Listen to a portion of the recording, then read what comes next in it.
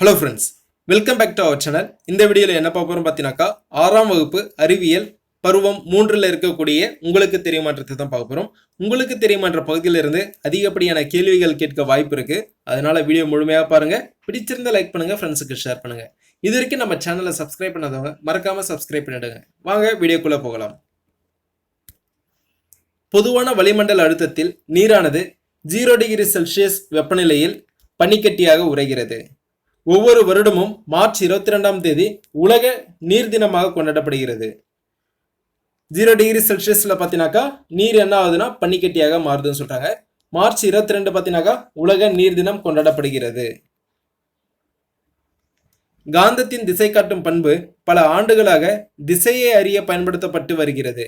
ஏறத்தாழ 800 ஆண்டுகளுக்கு முன்பு சீனர்கள் காந்த கற்களை கட்டி தொங்கவிட்டால் அவை வடக்கு தெற்கு திசையிலேயே ஓய்வு நிலைக்கு வருவதை கண்டறிந்தனர். காந்தத்தன்மையுடைய கற்கள் கொண்டு திசை காட்டும் கருவிகள் செய்து பயன்படுத்தினர். சீன மாலுமிகள் தங்கள் படகுகளிலும் கப்பல்களிலும் இத்தகைய கற்களை கொண்டு புயல் காலங்களிலும் மூடுபனி காலங்களிலும் திசையறிந்து பாதுகாப்பான கடல் பயணங்களை மேற்கொண்டனர். காந்தத்தை நார்மலாக நம்ம கட்டி தொங்க விட்டா என்ன பலன் காட்டுன்னு பார்த்தீங்கன்னாக்கா நார்த் சவுத் போல தான் காட்டும். அதாவது வடக்கு தெற்கு திசையை தான் காட்டும். இமயமலை இமயமலை பனிப்படிவுகள், பனிப்பாறைகள் மற்றும் பனி ஆறுகளை கொண்டுள்ளது.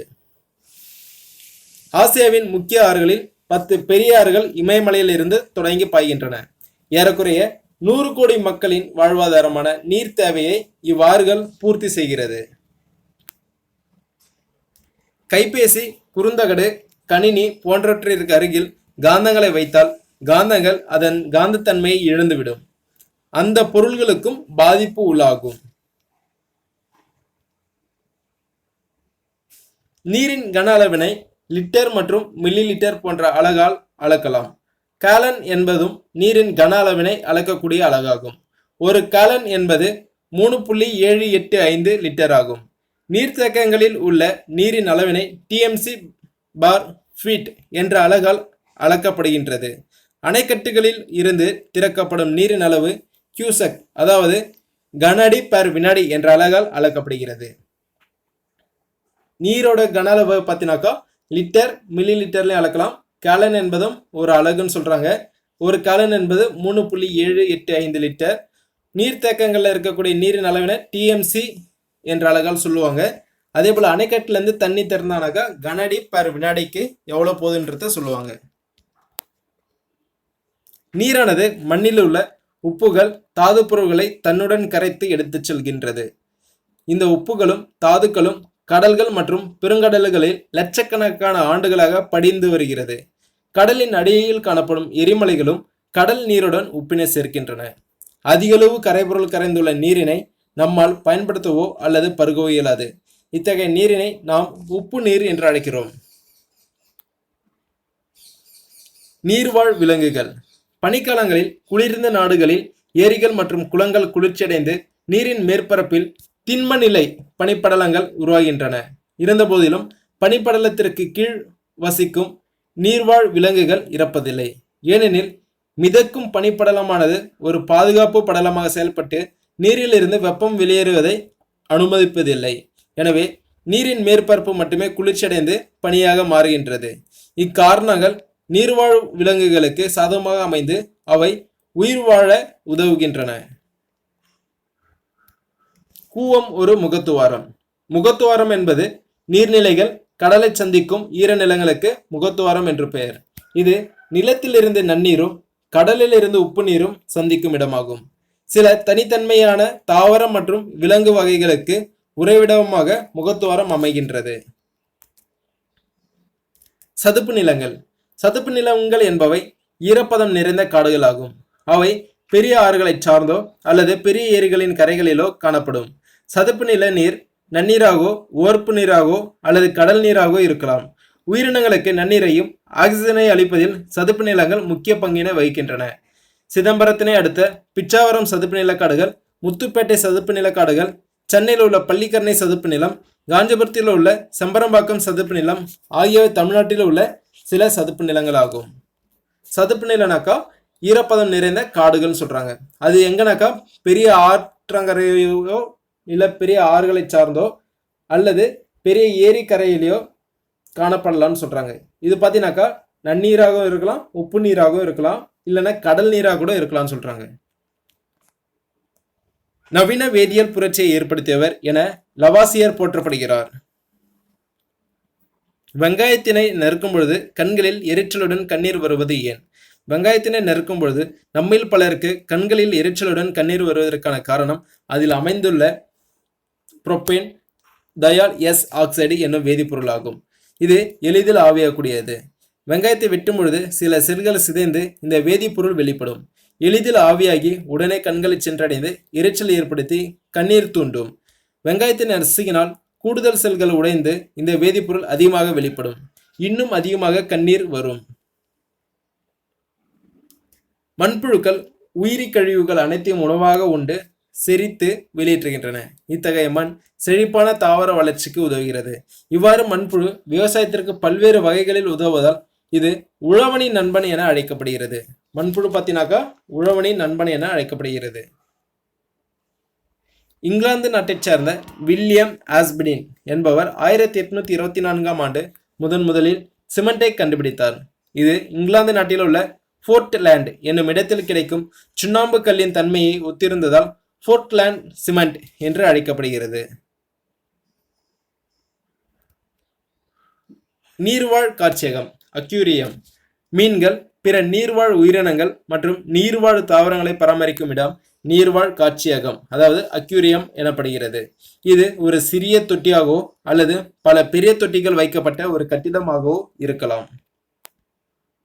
நிலவாழ் காட்சியகம் டெரேரியம் நிலவாழ் உயிரினங்கள் மற்றும் தாவரங்களை பராமரிக்கும் இடம் அல்லது அமைப்பு நிலவாழ் காட்சியகம் எனப்படுகிறது.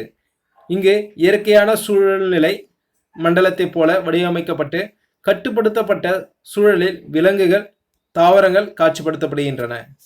நீர்வாழ் காட்சியகம் மற்றும் நிலவாழ் காட்சியகம் ஆகியன விலங்குகளையும் தாவரங்களையும் நெருக்கமாக உற்று நோக்க உதவுகின்றன. அலங்காரத்திற்காகவும் இவை பயன்படுத்தப்படுகின்றன.